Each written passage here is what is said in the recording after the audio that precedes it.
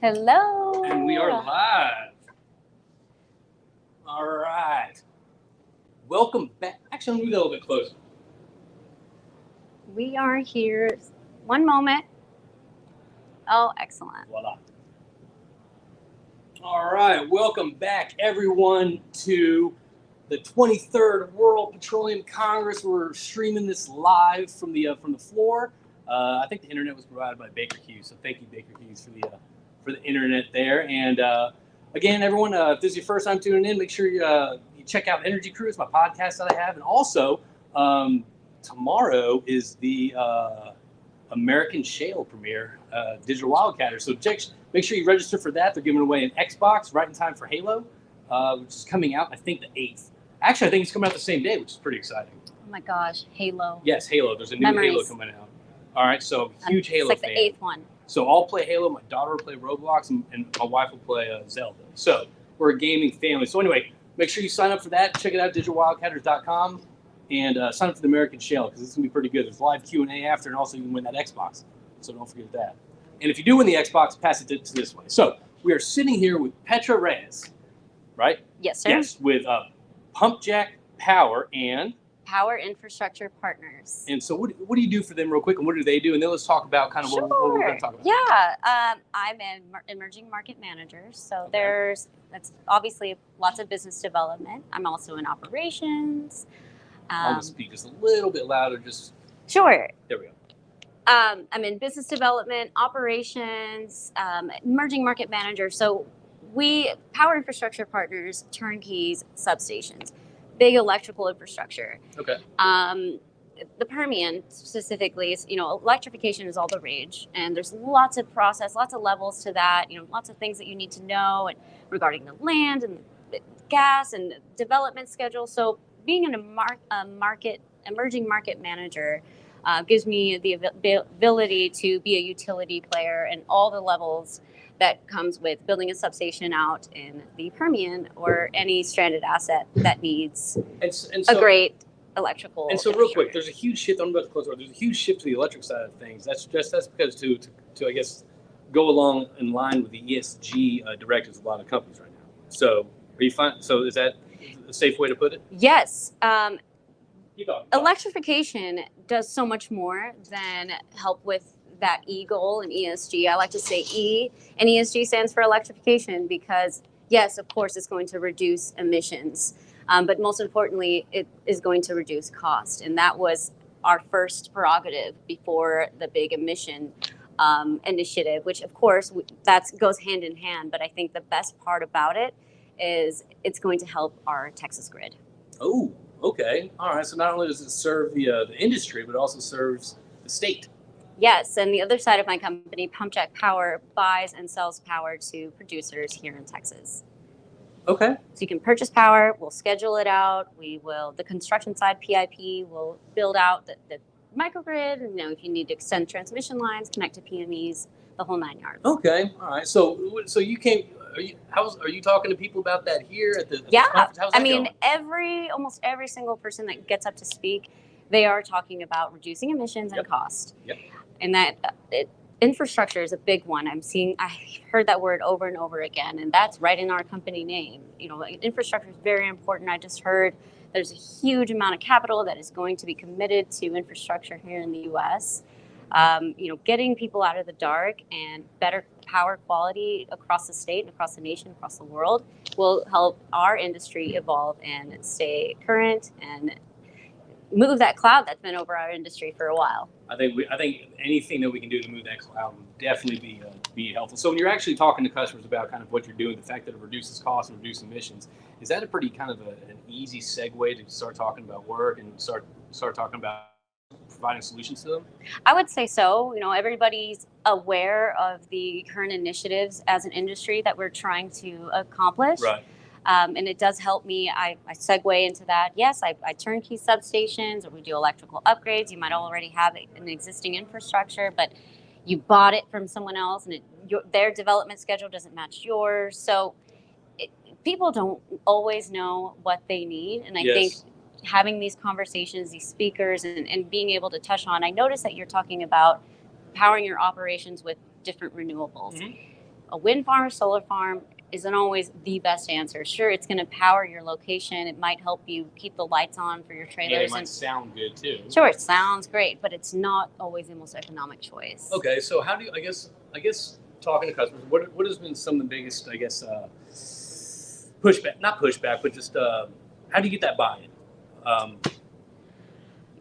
Numbers. I think when you get back to putting it in the financial numbers, and then the cherry on top is obviously emission reduction. Okay. So I just finding out their pain points and telling them, this would be your you wouldn't have as many ESP problems if your power was more consistent. Right. Maybe we can upgrade your power quality, or you can be your own source of generation, lower your costs for electricity alone.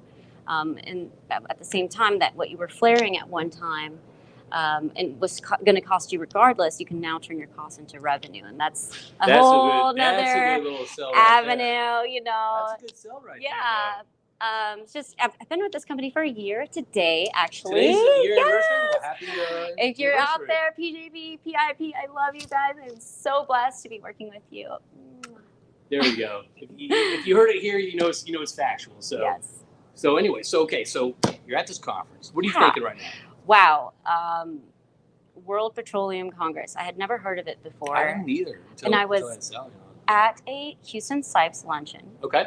I saw the flyers on the table and I thought, wow, that sounds incredible. I looked it up. I looked up the itinerary, all these incredible speakers and the topics. And us coming out of this pandemic has made it much easier to have conversations with people that typically are tired of everyone. Hey, can I tell you what I do? Instead, I get to latch on to what they're already talking about and say, hey, I noticed you said something about this. What are you doing in regards to electrifying your assets? And sometimes they have an answer, sometimes they don't, or they're willing to talk about more about it later because I'm adding on or I'm asking follow-up questions to what they just got done speaking about. Also, that Jason that you just met, we actually were talking about that too. The fact that, when things are kind of blowing and going in our industry, there's not a lot of time to hear about whether it's new technology, things that could save people money. It seems like okay, well, we're moving forward, and let's just keep moving forward. It seems like when there's coming out of a downturn or something like this, reduced activity, and obviously with activity where it's at right now in our industry, people are more. And also, I think the pandemic humbled a lot of people. I think a lot of people that wouldn't take meetings or wouldn't take time and all that stuff, now they're taking time. Now they want to listen to the new technology, because we were talking about people don't get left behind, especially if there's new technology out there. Well, not just technology, but also better ways to operate. I think it was said very well yesterday during the opening speakers, and then also during the luncheon. It takes a near-death experience for a complete 180 or big-time culture change. And an example was BP, the big oil spill back in the day. They had to change from top down, safety culture, processes, all kinds of things. Bonus rewards. And I think our industry had a near-death experience. We were at, for the first time in history, negative oil. I mean, we'd never fathomed that. Sure, we've had really bad days in the industry, but chicken one day, feathers the next. That's just what we're used to. But never in a million years did we think that we were going to be in that place. And like I said, what they mentioned yesterday, everyone's up. I mean, we've always known that we could have done things. Our processes could have been greener, cleaner, more cost effective. But now it's with a fine-tooth comb. We are looking more and more into it. And I think this conference is really focusing on producing greener and more cost effective. And I think this is a perfect opportunity to have those conversations. Just go. I've had very much success just going up to them and saying hi. People want to talk. I'm Petra, like petroleum. What's up? How are you? Like Petra is Latin rock oil. That's a fun fact that I learned. Yes, petrified rock. We extract fuel from petrified rock. So let's talk about it. So actually, the first time I heard about this is when I met Sally Sargent, the COO of the 23rd. She actually was part of the planning the Houston Super Bowl. And so they brought her onto this because it's such a huge focus. I mean, you got diplomats from 19, 20 countries. You have the CEOs of Superman. Pretty much players are here, right? And the problem is I never heard about this just because it hasn't been in the States for over 30 years. I can't believe it hasn't been in Houston. No, it hasn't been in the U.S. The transition capital of the world. Yeah, the transition. And energy transition capital of the world. Yeah, that's the first time I heard about Yeah, that. that's cool. I like it. I'm going to run with that It's one. good marketing. It's good marketing. It's just kind of like oil's now organic earth energy. So it is. I know it is. That's kind of what we got to rebrand it as. So I didn't know much about this. I didn't know much about the speakers or anything like that. So let's talk about this because with conference, I mean, obviously I'm hooked up in this room right now and all that stuff. So I'm not really navigating around. I'm not going to many of the speakers or anything like that. So how do you want to talk about navigating a conference the right way? Yeah. Tell me some tips and tricks and kind of how you map out who you're going to go see, what you're going to go do. Yeah, well, I'm saying, everyone has room for improvement. I would never want to be perfect, but I would say I might have like a really good secret sauce of how I myself navigate my way through conferences. So for starters, I like to take a good look at the itinerary, see which topics I want to sit in. I actually make myself calendar invites so that I get a warning. So that if I'm down here hanging out with JP too long, it tells me, hey, you really wanted to see this speaker and you need to talk to them. I put the description and in the invite and who I need to talk to, their picture, because sometimes you don't know what they look like or who the people that might work underneath them. Pay attention to who their support team that walks up there with them. Wow. That's going to be up there, that's taking their picture, because sometimes after a speaker is up there, there's a swarm of people trying to ask their questions and give them their cards. But if you pay attention to their little staff around them, you might have better success at getting your point across, asking your questions, and getting a response too, because they probably get dozens of emails every day. That is such a smart, efficient way to do things. You're not just targeting, who you need to talk to, that one person to talk to, but you're also getting buy-in from their entire team that's below them. I think that's a good tactic too. And also, I like that counter invite move, because what you're doing, I mean, these things. I mean, you start talking to someone, conversations just keep going. So sure. You'll miss a lot if you're not scheduled out like that. Yes, you will. And then, you don't have to schedule everything all day. You should definitely have some time to just be relaxed and comfortable and walk around and pick up some cool swag. But make a block for yourself. And then, of course, you have your regular business calls throughout the week. So take time, find a comfortable spot that's quiet, where you can take your calls and still do your job, and you won't feel like you have so much to catch up on in the week. And it's a good look too. People are walking by, they see you very busy. You never know who you're going to be sitting next to. That is true. Yeah. I take that opportunity as well to approach people like, if I'm on a call, I'm doing some work, and people kind of scatter themselves and they're working as well. And that's a good time to talk to people that you would have otherwise not. Go to the booths, plan it out, look at the map. Just it takes a lot of pre-planning, but also just be involved, be present. Don't stick to your team. If you're here, you've got a booth. Don't huddle in your little booth. What's the point? Why'd you spend $3,000 to be here? But you're talking about that's the best part. You're talking about your work. What we do, we provide efficiencies. But the fact you're actually taking that to a personal level, I think that's pretty respectful. That's pretty cool. So what are some of the stuff that you put in your calendar? That you wanted to go see? Definitely the opening. Those three, the very first speakers. World. What was it about? It was just like a general message. It was very generic, I would say that. But they had a consistent message. And one of them, Jeff Miller from Halliburton, said energy is not binary. And it took, of course, that brought some more questions. And I think that people that are partnerships, that's what I was looking for as well, because we call ourselves power infrastructure partners. Okay. So anybody that has a counterpart, like Exxon and Chevron have some projects together, and lots of different companies, that big logos that are working on partnerships. Yeah. I want to find, that gives me the excuse to say, hey, we like to be partners with companies as well. Can you tell me a little bit about how that formed? What led to that? And sometimes they're flattered because they get to say, part of this was through this, and it takes a lot of practice. And that's not really a question that a lot of people get either. Sure. I mean, yeah. The origin Prepare story. your questions too.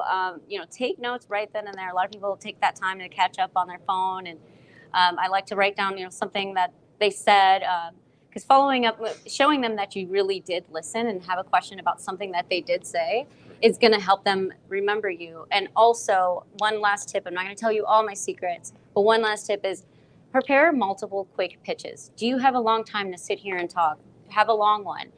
Is it going to be quick with a major C-suite person at like Chevron or Exxon? You want to be quick and tell them what you do and a way to remember you. But if you're going booth to booth and you're sharing your information, then you're going to have a shorter one, not a long one, not a quick one, but enough to get your message across. And having and practicing those is always worked out the best for me. So I think these are honestly, these are some really, really good tips that you're providing. Because usually when people just come to conferences, they just, I'm just going to go and just check it out. I'm going to walk around, see free cigar. I'm going to see what who I know. Parties after. Whatever that is. But the fact that you're actually utilizing the time here, that you're planning ahead, you're mapping out who you want to speak, all that stuff. And I love that whole pitch idea. Because you're right. I mean, when I was in Midland for that Deal Energy Partner barbecue, I realized I didn't have a pitch. I had no elevator pitch for connection crew, what we did, or anything like that. And I just ended up rambling like an idiot, And I noticed, and when I started rambling like an idiot, I noticed I rambled like an idiot, and I continue to ramble. So I love that idea of having a couple pitches that that you're comfortable with. Thank you. That was her idea, not mine. But I love that idea of having a pitch. Yeah, that's true. It's you can communicate more effectively and efficiently. I dig that. Sure. There's just so many layers of information that comes with electrification and what we do. I have to be able to fluidly say that, get my message across, and intrigue more questions and a follow-up from them when I email them, so they remember. And you said something about that. Can you elaborate on that? So let's talk about the actual booths here and all this stuff. NASA. What are your thoughts? Yeah, NASA's here. Now we talked about NASA. They've got astronauts here every day, a different one every day. Yep. So I didn't know that. So I think it's really awesome for a petroleum conference to have NASA here. There's also those walking scary cyborg dogs. Yeah, that was kind of scary. They are. One of them's name is Spot. I do know that. Reminds me of an episode of Black Mirror. I remember that episode. Yeah, with the last humans remaining, and then these hunting dogs, and they always went after them. And I think they charged solar power. Blood. Yeah, they charge solar power, so that's another strike against solar batteries. Just to get those dogs hunting people. Not very recyclable. Yeah, exactly. So there's a lot. I mean, I've seen a lot of cool stuff. I haven't checked it out all yet, but I mean, I'm seeing operators here have huge booths. I'm seeing service companies here. Aramco. Yes. That's a spaceship. I don't know how they landed that in here. Have you seen it? So Aramco has this screen in there that's kind of reminds me of Minority Report, where it's like these holograms are coming up. Yeah. It's very interesting stuff here. I'm digging it. Very, very interesting. Beautiful booths, very well spread out. You have plenty of time to talk to people and feel comfortable. Lots of areas to have a seat and have lengthy conversations. And the best part is, too, I mean, look, it stinks that a majority of people didn't show up or they canceled just because of the Omicron and all that. But it's kind of creates an opportunity for those that are here that if you do want to start talking to someone, really, like people are standing around the booth waiting for people to come up and talk to them. That's what I've kind of noticed here, which is good. And and sometimes it's a little scary, a little intimidating to walk up to an operator.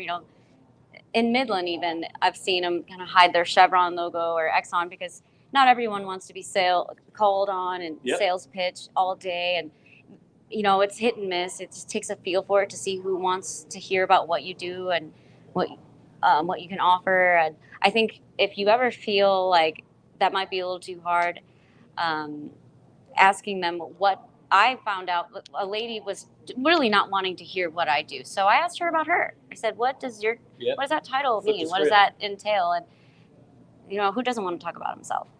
That's true. That is true. So what's on your agenda for the rest of the day? Well, I better hurry up and get to this luncheon. Okay. I'm going to be here the rest of the day. They've got a couple of after events. Last night was Canada Night. Was really cool. Learned a lot about the way they regulate oil and gas. It's pretty impressive. One little stat that I memorized, if we were to regulate oil and gas like Canada does, we would cut emissions by 25%. That's incredible. I don't think we are paying enough attention to that. And so I connected to a few of their prime ministers or ministers of energy. The title is hard. That works. And then tonight's USA night. So of course I'm going to go out and represent. And that's at the Rustic, I believe. Yes, that's at the Rustic. For anybody that wants to go, I think you just need a business card. Sorry if I'm wrong. Say my name at the door. You can get in just fine. And then it wraps up tomorrow. So it's been a great week. It started on Sunday night. I have never seen an opening reception happy hour so full in my life. I think it's been since NAPE years ago that I saw that many people there, especially like you said, with this new variant out. Of course, everybody is masked up, and security is heavy here. I have seen so many police officers. Yeah. Well, we're safe. That's for sure. There's tons of police officers, and there's those Skynet dogs walking around. So I think we're good. So go make your lunch, Petra. Thank you so much. I appreciate it. How can people connect with you? I'm on LinkedIn. It's Petra R. I also have an email, preyes@pip-tx.com. And that's Reyes, right? Yes, sir. Okay. All right. Well, thank you so much for your time. I appreciate you. it. Thank you all for tuning in. And again, follow the YouTube channel because we're going to be doing a bunch of these throughout the day. So thank you so much, and thank you for your time. Yes. All right. We'll talk to you soon. Bye. Did my own song.